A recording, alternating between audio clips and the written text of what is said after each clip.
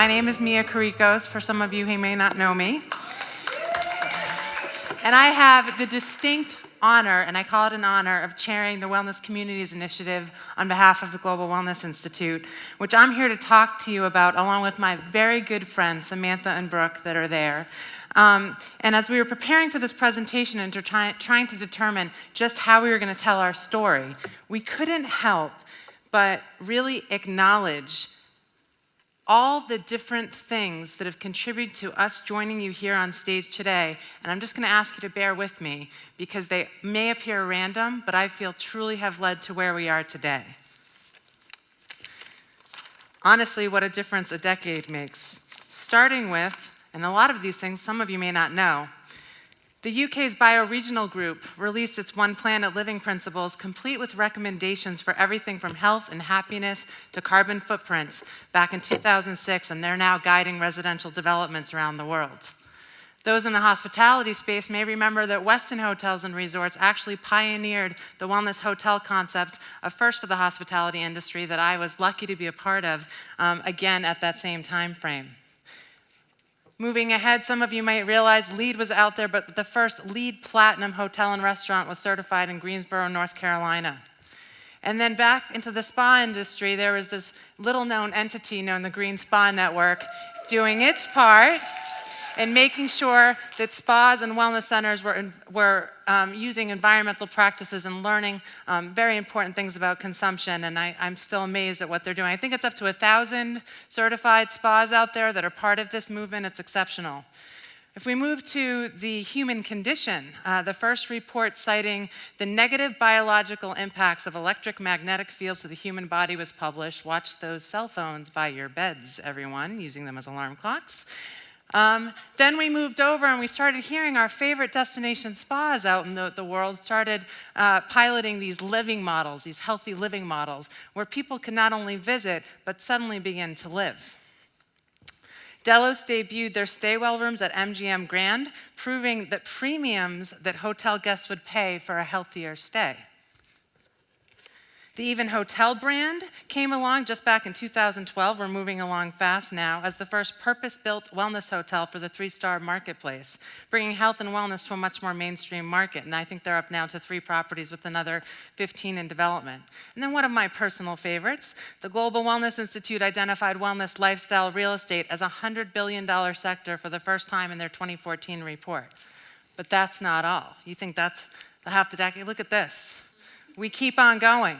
The international, our friends published the Well Standard. It was published for the first time by Delos and the International Well Building Institute, joining the likes of the Green Building Council, only this time with well certifications, not just LEED. Back to the human conditions, we watched our friends at the Lighting Science Company, a Pegasus company that's doing amazing things, to better understand the biological impact of good and bad light on the body. CLAD, thank you Liz, Terry, and team, launched in January of 2015, now a top resource for leisure architects, designers, investors, and developers who are constructing in our space. The Global Wellness Institute launched this initiative, thankfully, for today. One Hotels, back in the hospitality space, launched in South Beach, Miami as a true eco and wellness-inspired hotel.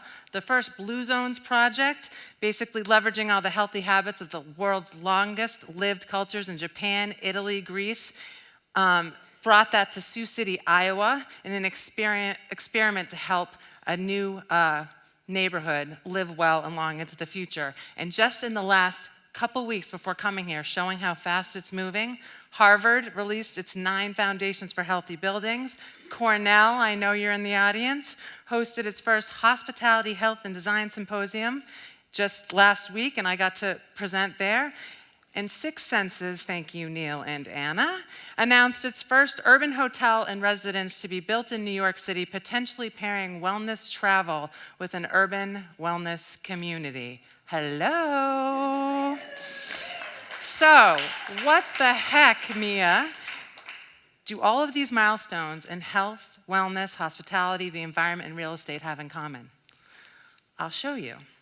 It's evolved the conversations we've all had at these summits for the last 10 years, from places we would visit, right, to ultimately places we may now work, play, heal, learn, and ultimately live. That's where we are today, and that's what we're so excited to talk to you about. And these wellness communities, you might be wondering, what is that, and where are they? Well, I'm glad you asked, right? You all asked. So we're gonna show you a few, starting with one of my personal favorites, and close to everyone here, Serenbe in Atlanta, Georgia.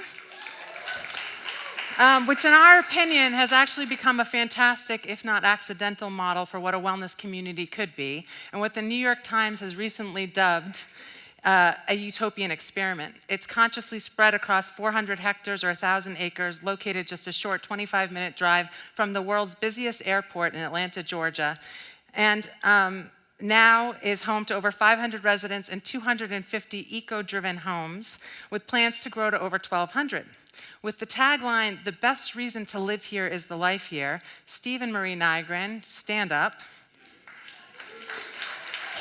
Here in the audience today, they started with a simple mission to simply protect a stunning natural environment that their family had grown to love back in the 1990s, and have since started, quite honestly, a movement with commitments to the natural and built environment, arts and culture, community-based agriculture, among many other features. The Nygrens continue to pioneer the well-being of their community with their third neighborhood, now in development, ongoing as we speak, called Motto, a neighborhood within Serenbe now dedicated to health and wellness, and soon home to a hotel, a wellness center, so many more things that I can't even have time to go over, but making it easy to live responsibly, grow your own food, stay active, socially engaged, and ultimately enjoy a greater quality of life than most people will ever be able to. Second on the list, Lake Nona in Florida, and trust me, I'm gonna go across the pond here in a minute. Further south in the neighboring state of Florida. It's originally conceived a medical city. It's spanning 9,000 acres, or 3,600 hectares, over 4,000 homes and 11,000 residents, students, and more. The New York Times just last week called it Orlando's latest theme park and a city for wellness. It's already inclusive of $3 billion of construction over the last decade. Lake Nona includes an extensive array of residential, commercial, educational facilities, infrastructure, and so much more. It even includes its own institute, now conducting, in partnership with Johnston & Johnson, the Lake Nona Life Project, all with the goal to better understand how a community designed with health and wellness in mind can honestly impact the well-being of its residents. Now we're going to leave the States, thank goodness, right? We're going to head across the pond to the United Kingdom, where in South London is a much smaller scale community called Bedzed, spearheaded by the bioregional group known for championing better places to live, with their 10 principles that I mentioned earlier, represented by this graphic here. It's comprised of just 100 homes, community facilities, and workspaces to support just 100 residents, many of which have been living here since 2002 and have ultimately served as a testing ground for additional communities that are now popping up around the world. Now, some of you developers in the audience and real estate-driven folks, and let's be honest, Susie Ellis, may be asking, what are the numbers? Is there an ROI? Please tell us. The answer is categorically yes. I'm going to repeat that. The answer is categorically yes. And Bedzed, along with Serenbe and Lake Nona, have experienced positive economics, including home sale premiums, in this case 5 to 10%, but we've seen up to 20%. Energy efficiencies, in this case a third less than the local UK average, but we've seen up to 50% in costs. Perhaps the most interesting in my mind, though, and my absolute favorite statistic that I have found to date, is that those people that are living in the Bedzed communities today are 3 times as likely to know their neighbors by name.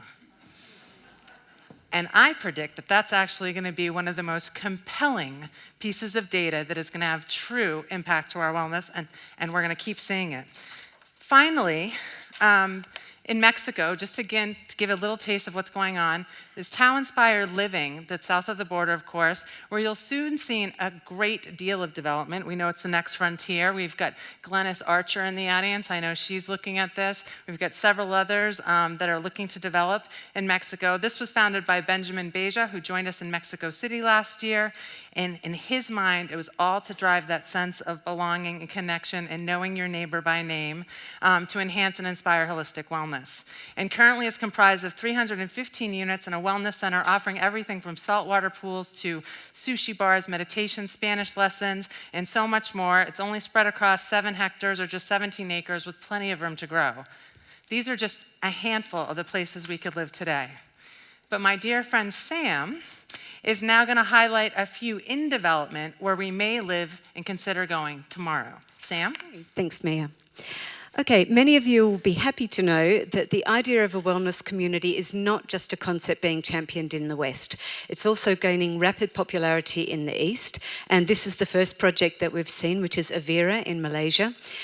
This is a 4,000 home community, and it's complete with sort of public gardens in order to get social engagement, cycling and running tracks through the property, organic garden allotments for residents, and the heart of the property is a 12.5-acre wellness centre which has got comprehensive fitness, spa, diagnostics and the latest in integrated health.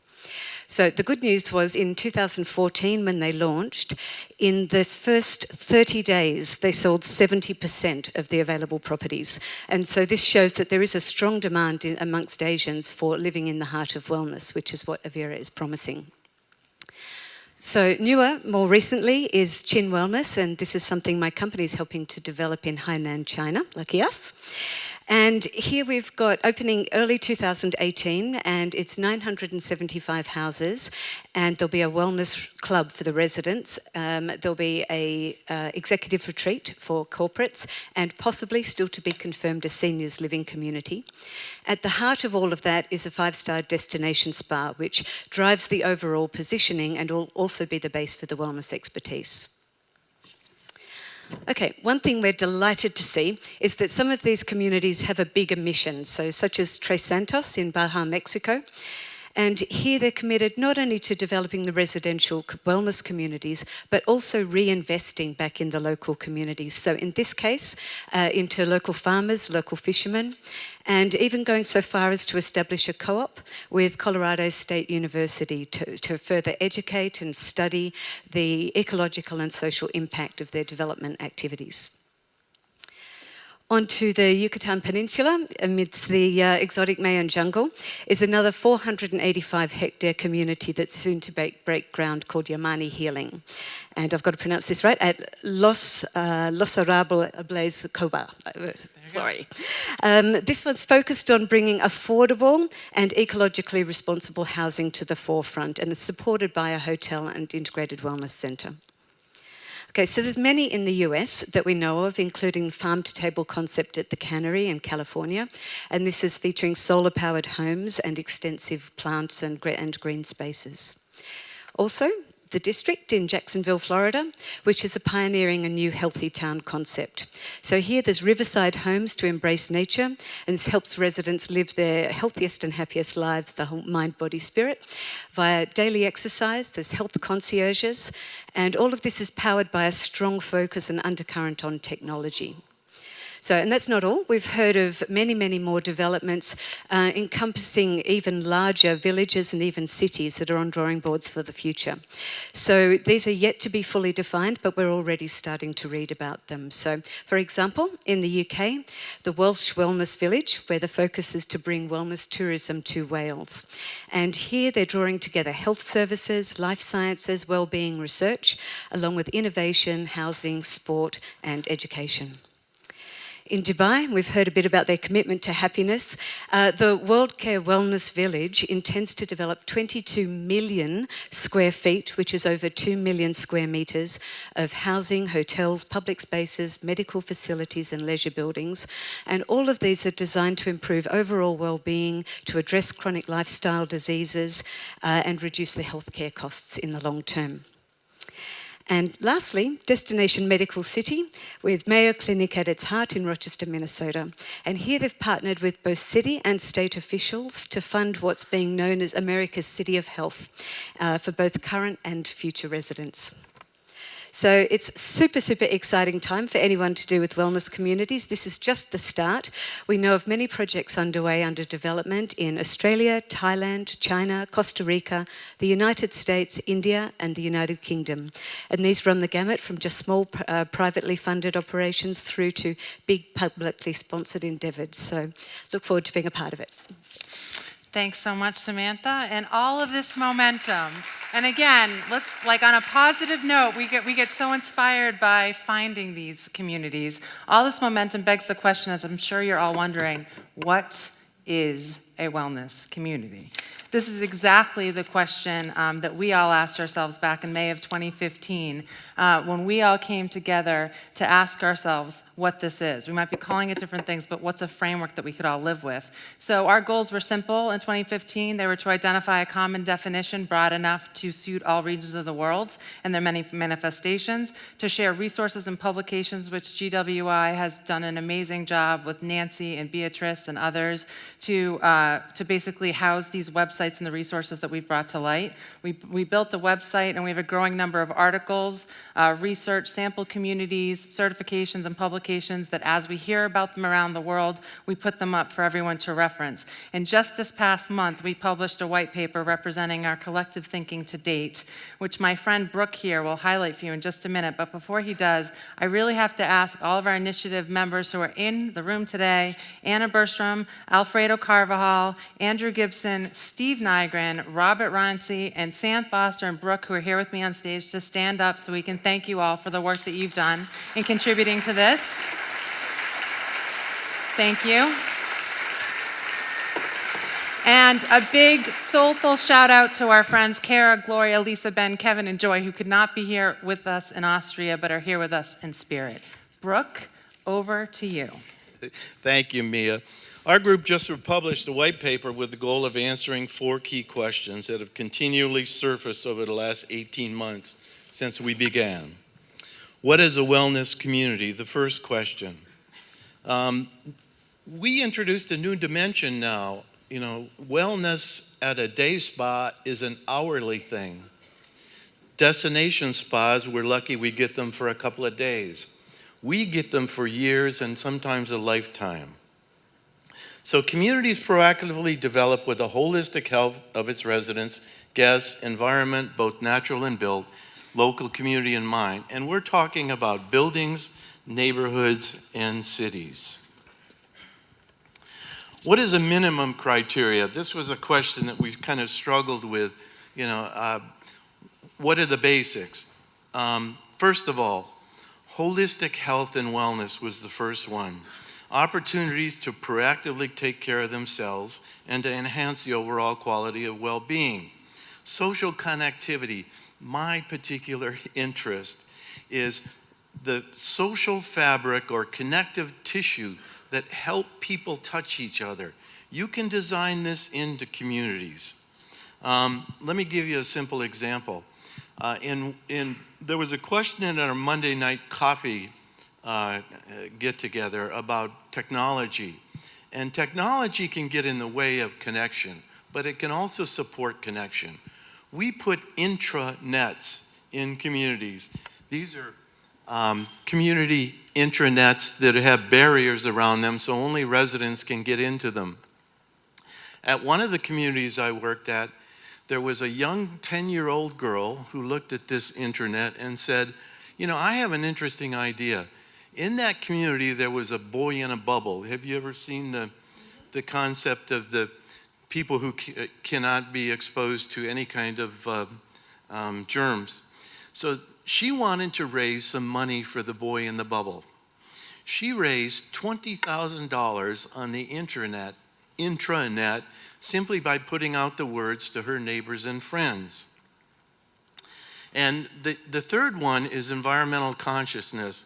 And I want to direct everyone to the bioregional site. Ben Gill has done a wonderful job at putting together the 10 principles. And I even, I don't talk about it anymore. I just say, go get his principles and just do it. What other criteria may be considered? First of all, Gallup Healthways and just released their State of American well-being report, and residents in the highest 5 active living communities are walkable, Boston, San Francisco, Chicago, and New York. They have outcomes. The average significantly lower rates of smoking, obesity, diabetes, high blood pressure, high cholesterol, and depression. Significantly higher rates of exercise, healthy eating, fresh produce consumption. Second, education. I'm working on a new concept we call the Wisdom Institute at one of the communities I'm working on. It's for people who are curious. And I call it the TED for the soul, because what we're introducing are soul-related, heart-related things that people can learn about the initiative. Another one is arts and culture. I love arts and culture in the community because it gets people to interchange with one another, people you may or may not know. We commissioned some art at one community I worked at, and the art was created, and they had horses and all kinds of art that, were within the community. But we did something interesting with the art. We moved it around, and people would never know where it was going to be. So it created interesting topics for conversation between the people. What measures should we be considering attracting and justifying and measuring investment? Well, there are 3 big categories. The list is extensive, and you can get that at our website. Measures generally fall into 3 categories. I just call it money, people, and planet. Money, we're starting to measure these things, and in real estate, what we call the absorption curve, that's the rate at which we're selling these communities compared to other communities that don't have a wellness component. Our trajectories are much higher than the other communities. The people part of things. I have an interesting story about the people part. My company used to be owned by a Swedish firm, and we would go to meetings in Stockholm, and we would always work all day long, and we'd be tired at the end of the day, and the Swedes and the Norwegians who were part of our company would want to go take a sauna. I was fascinated by the presentation about the saunas this week and picked up a few ideas myself. But when we would go to the sauna, we'd have the Swedes and the Norwegians and sometimes the Finns there. I want to tell you something about it.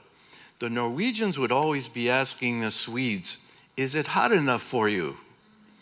And the Swedes would always say, "Oh, yes, it's very hot, just right." The Norwegians would say, "Not hot enough, put more water on." They were trying to force the Swedes out of the sauna and showing. It was amazing. The Swedes were leaving. I was a block away by the time they started putting that water on there. So this is just a start, and we're only scratching the surface. We've been doing it for about 16 months now.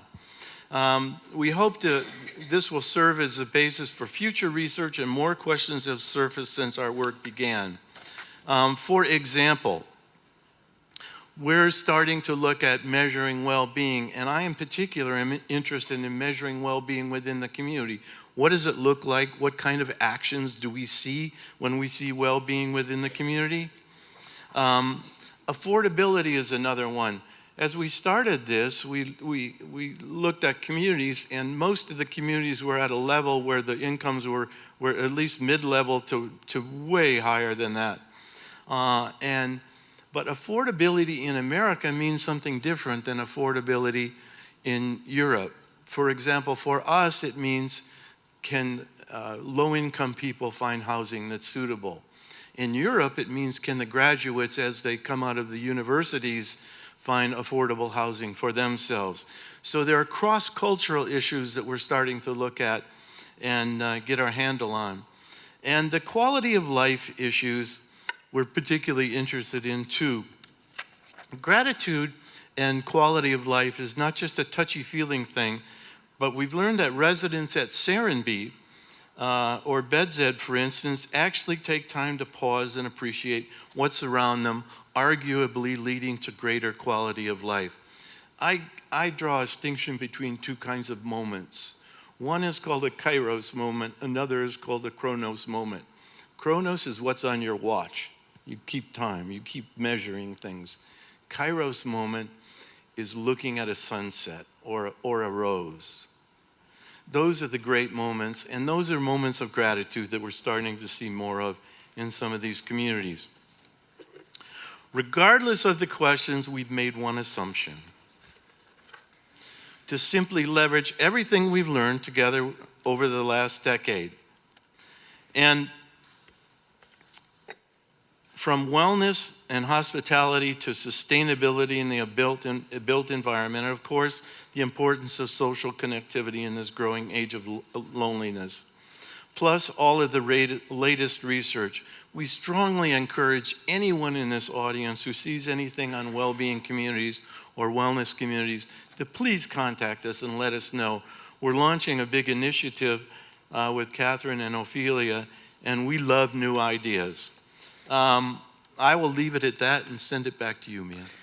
Thank you so much, Brooke. And so the thing I just want to make sure I highlight, because Brooke has been so amazing, and he's a researcher at a company called American Lives, but those 4 key questions, the ones that we just highlighted on those previous slides: what is a wellness community? What are the minimum criteria to keep a community well? What other things should be considered?